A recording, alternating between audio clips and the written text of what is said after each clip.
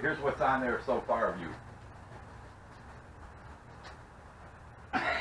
That's it. And I thought, well, that's ridiculous. And you had those. Hey everybody, this is Al Stone. We're at my friend Rick's shop. I wanted to introduce him to you. He's the guy that's giving me a little place to work on this thing. I have nowhere else to work on it, and I appreciate him doing it, so I wanted to introduce you to Rick. And we're here at the shop, and I'm going to start the video today on removing these forks, and I will continue in this video till it's done of me rebuilding these forks. For me personally, I've never rebuilt this kind of fork because it seems like it's a couple year only fork that they used on these. I can't see them on any other bikes, 79s or anything, and they're all the right size and everything is, you know, fits this bike. And I have seen them on like the 80, 81s, I believe. But anyhow, that's where we're at with that. And well, that's the beginning of the video. So here we go. I'm gonna put you back in my little stand here, and we'll continue on Moto Gadget Basic, because I mean, you know, it's so simple. I mean, it's a great, you know, deal. All right, so these should come off pretty easy now. Except for this one, it ain't moving. I don't know why, but I brought something just in case that happens. My pry bar. Did it fall?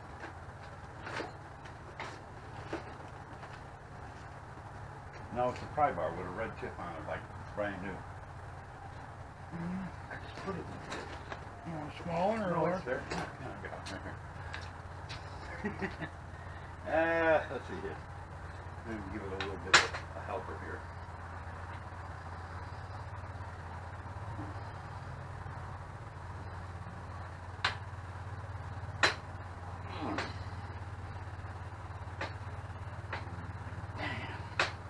Okay. Now, give it some more help.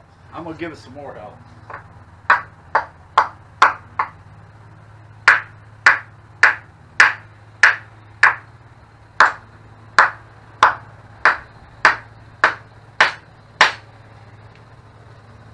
Ah, there we go. Yay! All right, see, that's one off. I think people. Where's the cover? For the end of the shock. Oh, I put them in my pocket for right now. Oh, okay. Yeah, I can't lose those because I haven't seen them. And like I said, I'm very, like if you look on eBay for little parts and pieces, I don't know if you can even find those. Turn your handlebars or move your tire. Say what? Turn your handlebars or move your tire. Oh. Either way. All right. That's good enough. The weights, they put us out of the way. That wasn't good. You don't want to bang them up too bad, but I think probably unless this was a serious crash, that didn't hurt them. Oh no! No, I'm only kidding. It's good. And not a scratch on it. All right, so there we go. Now, like I said, I ain't never taken this style apart, but as I anticipated, there is a screw in the bottom here, so that's the. See, all right, I'm going to show you the end of it. You see, look in there and see if you can see that end, Rick, in the camera. The camera's not on. Yeah, it is. It's black. That don't mean nothing. So I can't see. Okay. It's running though, right? Yeah. Okay, can you see it? Yep. Can you see me moving? Yeah. All right. All right. I don't mind doing this, but listen. Okay, video started.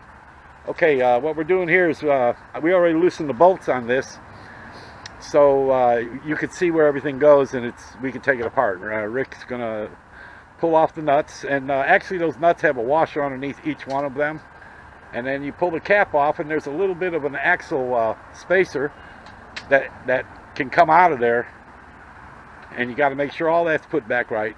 And then the Allen head bolt is down in the center, which we didn't get to show you on the other fork because we took it apart, you know, before I filmed it. So today you can see what that is, and the Allen bolt is. Yeah, we hope it didn't break. I hit it with a impact driver a couple times because it was so tight.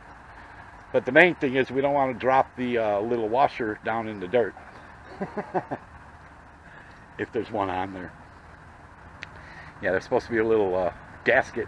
I think it's like a...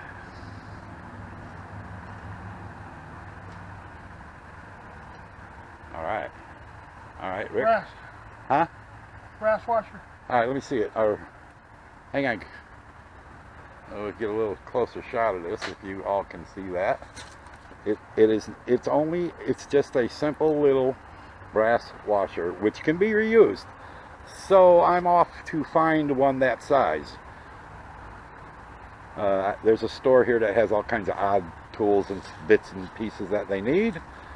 I mean, that you might need. And I've been there off and on over the years with working on other stuff. But, you know, that's what we need. And here's the Allen head. Hey, what size was that Allen head again, Rick? 6. Yeah, it was a 6mm. And I used the extensions because they fit down in there easy. And a 3/8 drive, so I had to... Oh, yeah, good deal. Hey, Rick, don't let that get on your shoes, man. Man, that stuff stinks, too. Old fork oil is the worst. I got a rag to put around the bottom of it if you're ready. Here.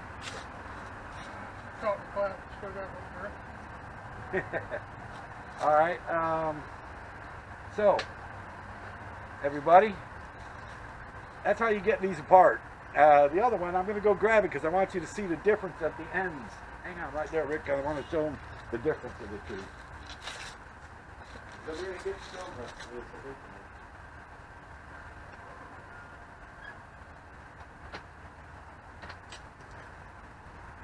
Okay.